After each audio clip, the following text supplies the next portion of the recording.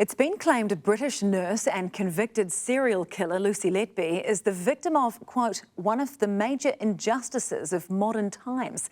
An international medical panel found no evidence she had murdered or harmed any of the babies she was accused of attacking. Senior reporter Juliet Speedy has the story.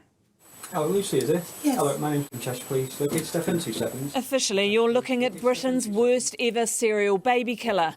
But that's not how everyone sees Lucy Letby. It's highly unusual for a collection of MPs, lawyers and doctors to campaign for a convicted murderer. But that's what happened in a press conference last night. To address this issue and put right what I think, anyway, is one of the major injustices of modern time. 2 juries in the Court of Appeal have previously been convinced that Lucy Letby killed 7 babies and attempted to kill 7 more, including by injecting them with air and insulin. But a new panel of international doctors has reassessed the evidence. Numbering the victims, they say baby 1 died of a clot, not air, in the blood, for example.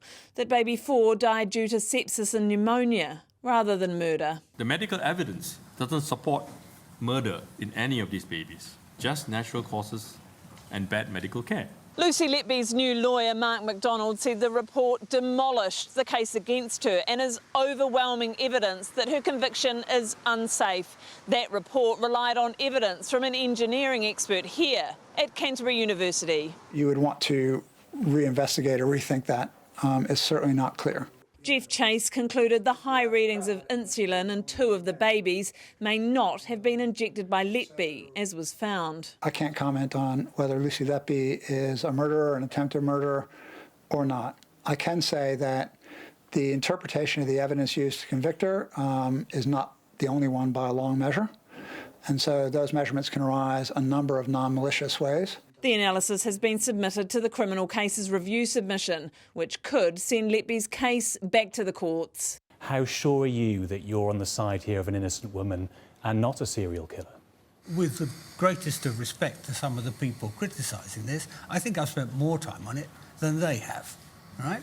And those who say, well, you weren't there, I'm afraid I've probably looked at it more than the appeal court judges. If no crime was committed, that means that a 34-year-old woman is currently sitting in prison for the rest of her life for a crime that just never happened. If you start looking, what you find is that nurses everywhere are often accused of using insulin. There was one in Italy. It took her 10 years to clear her name. Which is part of the reason Jeff Chase has spent many unpaid hours helping to research this case, which is far from over yet.